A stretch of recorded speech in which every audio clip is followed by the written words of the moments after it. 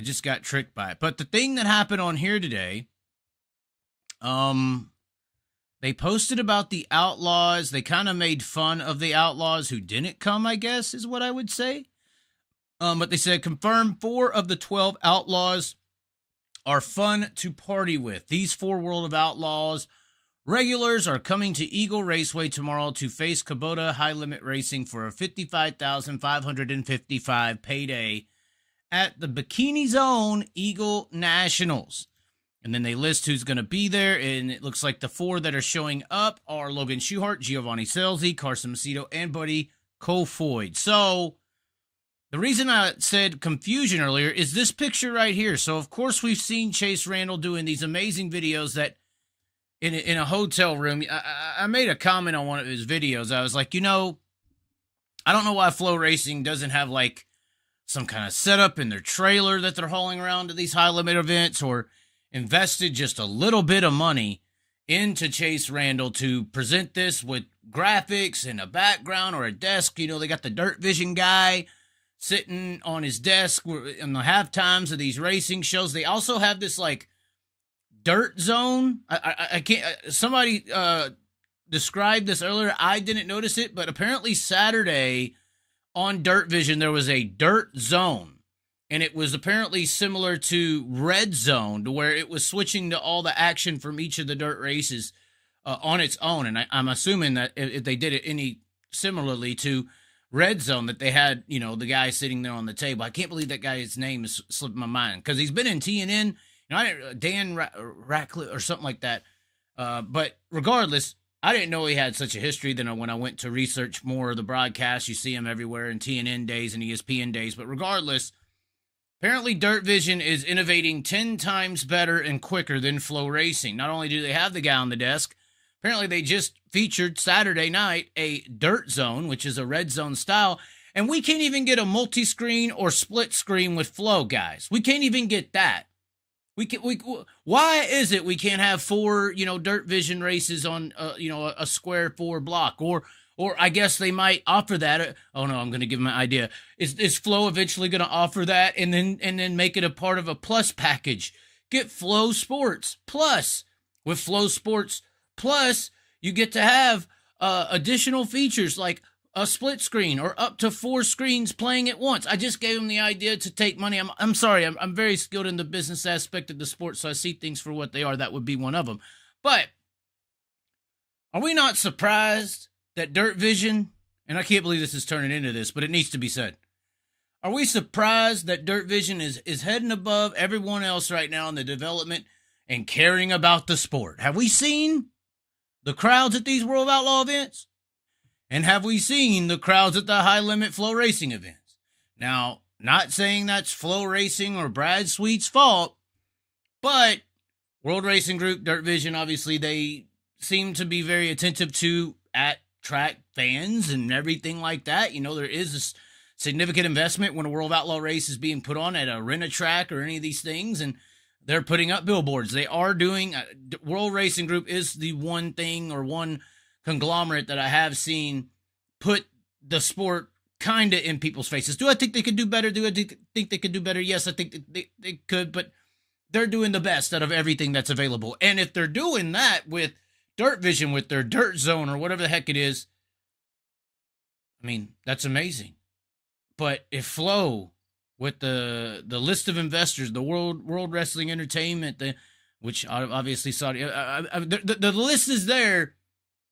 They can't give us a 4 split screen or anything like that. Like I said, I probably gave them the business model with a Flow Racing Plus or something, or Flow Sports Plus. You can have racing here and wrestling there, grappling there. Unfortunately, I think it just costs people extra money per month. But regardless, are we surprised, though? Are we surprised? They can't even, not Chase Rodman. They should be embarrassed that Chase Rodman is in a damn hotel room doing this. Now, apparently when they put his stuff onto the Flow Racing site, there's more graphics or something like that. But why, maybe this is happening to Brad too. Why is the tools not being provided to the operators to get the job done? What kind of Kubota shit is this? We can't, if it was John Deere, none of this would be happening. But what I'm saying is, this is a scenario where we're getting to see what's worth the investment, and I put this on Chase Rodman's video that they should be doing something. They should be doing something. Chase Rodman, if you look at the grand scheme of things, Chase Rodman is the closest thing that Flow Racing has right now to NASCAR race day. For the sprint car series especially. Michael Rigsby does great things in Bloomington, Illinois, not Indiana, sorry. But I'm just saying, ladies and gentlemen, like Chase Rodman should be viewed with what he's all doing here as a very important asset to the sport. And you think that would be these types of ideas that he has instead of him having to get, sticker magnets for the damn numbers of the cars and working on a damn dry erase board or whatever the hell it is back there, whatever. That you'd think that they would understand the position that he is in, what he is to the sport. He's the damn lead announcer. Yes, it felt great to hear Blake Anderson's voice on the microphone. Yes, it was awesome. Still think it should be 2 to 3 announcers on the mic at all times. But regardless, this is a situation where, why be surprised that we don't have a split screen or 4 screens or any of these things with Flow Racing and we got a dirt zone with Dirt Vision if that whole organizational situation is going to give this to their NASCAR version of race day. And this isn't a hit on Chase Rodman. I feel like, unfortunately, this is all he can do. And or all he can do with the once again, the tools to be able to operate. So I didn't mean for this to spin off into that, but it does frustrate me because, I feel like I've been in a Chase Rodman position before in my life when I'm like, hey, we could do this, we could do that, we could do this, that, and the other. And whoever's above you, just don't see it as worth it. Don't see it as worth the investment or, tried that one time, it didn't work, or something along the excuses for the innovators, the thinkers of reality, the people who make something out of nothing. And that is basically what Chase Rodman is doing here. He's making something out of nothing, and it's a really good thing. And just imagine if the support system was behind him for these things. Now, the reason I pointed this out to begin with is we just named the 4 World of Outlaw drivers who they have officially confirmed, even tagged the World of Outlaw series in the post. I don't know how this is legal with all the situations that's been at hand. I guess now everybody is going to embrace you're the AFC, we're the NFC. Let's have our little Super Bowls. Let's copy the late model world. Regardless, they listed today Giovanni Scelzi, Logan Schuchart, Carson Macedo, and what's the fourth one? No, the guy that doesn't matter. No, I'm just playing. Who was it? Now you got me wanting to think. It's the fourth one. Oh, Buddy Kofoid. How could I forget? God, I should cry. Praise God be. But anyways, they announced these 4, but on the show for Eagle Raceway with Chase Rodman, once again, supplying the person with the proper information, I guess. He had David Gravel and Sheldon Haudenschild listed on this list. He also has Chase Randall. We're going to be talking about him in just a little bit here later in the show. But apparently he put in the video later that Sheldon Haudenschild and David Gravel had removed themselves from competing in this event. So, interesting. Not sure why. I personally thought when I heard it like 2 weeks ago that David Gravel's 100% in at Eagle. And I was like, really? He ain't going to run Lernerville? Because I thought Lernerville was a little bit better of a track for David, personally. I thought Lernerville would have been a better suit for him because he obviously performed there well last year. But the dates are a little different this year.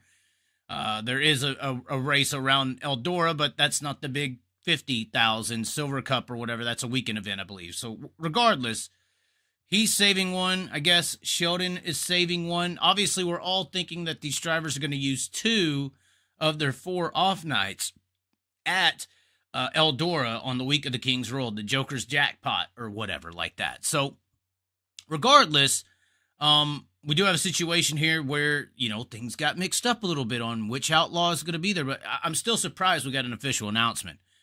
Another driver that you saw on here is Chase Randall, which obviously Chase Randall had a horrible... I didn't know that we were going to get into this stuff that quick. I had a whole setup where I was going to announce that we got the shop ready. We got Long Live the Chaz's shop has been fixed. We got the hats on there. We got everything on there. But anyway, side note, Chase Randall, who just recovered from this vicious wreck. Hold on. Let's see if we got any commenters in here. Obviously, the 4 Outlaws are going to be there. Obviously, people are only going to be running for 5th. I think all 4 of these out to close this segment out, I guess. I think that all 4 of these Outlaws may be the one you got to worry about just because he's had a decently off year. I would say you do have to worry about Logan Schuchart not being in that top 5. But I guarantee I would put money. Hold on. We may have to bet. I don't know who saw Emerson Axum win some guy like $3,000 on DraftKings. Apparently in North Carolina, you could bet on dirt racing. Because the guy won, he bet like $30 and won $3,000 on Emerson Axum on Midget Week. It was insane. And a bunch of people bet that and won that. They took him to the house. I don't know who's setting the lines, but regardless, if you could make a bet that Gio Scelzi, Carson Macedo, Buddy Kofoid, all 3 are going to run in the top 5 tomorrow. And if Gravel and Sheldon were there, I think that the World of Outlaws would sweep the top 5. I've been saying this all year. I still think it is true, even though David Gravel got slapped around at Port Royal. I mean, he's never been a great superstar at Port Royal, for example. But regardless, I still think that the World of Outlaws is the better bunch at the top of the section of the roster. I just think that they are, guys. I know Tyler Courtney's amazing. I know Brad Sweet's amazing. Brett Marks, Rico can be anything at any time. You know, you got, but I just feel like on a consistency style basis, night in and night out, that the Outlaws top 3, 4 have some of the best consistent upfront runners in 410 sprint car racing, and they're racing against some very competitive race cars as well. Not saying High Limit isn't. But look at Kofoid. He was struggling to win against the Outlaws, but was running consistently. He went to the Kokomo event, so this will be his final race, I would assume. I'm assuming he's going to run the 2 at Eldora, so that would be the 4 off nights he's allowed to have.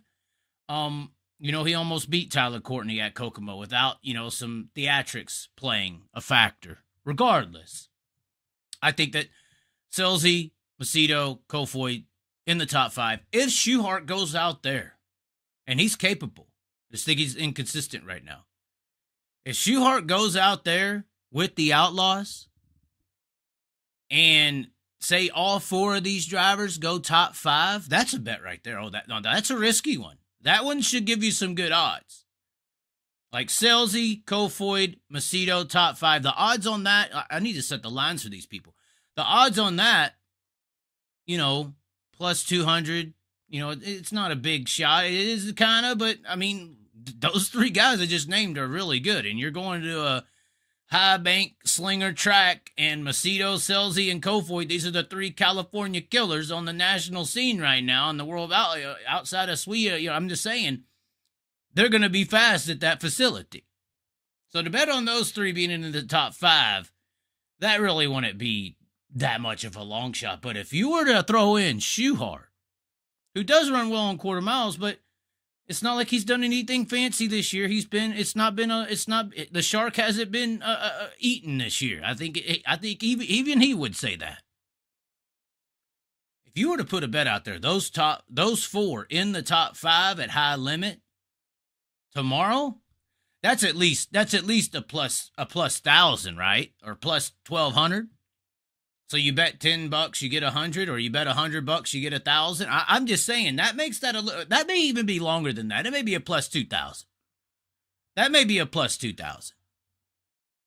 So regardless, these are the interesting things around Flow and Dirt Vision. Even though Dirt Vision is doing such a much better job, the confusion here between, you know, the underutilized asset of Chase Rodman and getting him the correct names and numbers, although I guess it's okay if you're an Outlaw team and you flip-flop back and forth. I mean, throw confusion into the monkey wrench that is High Limit at this point, and you're throwing Chase Rodman in a damn hotel with a dry erase board. Where's the investment into your stars? They ain't just on the track. But regardless, I wonder what y'all think. What do y'all think? Do y'all think that that's a long shot? I'm curious.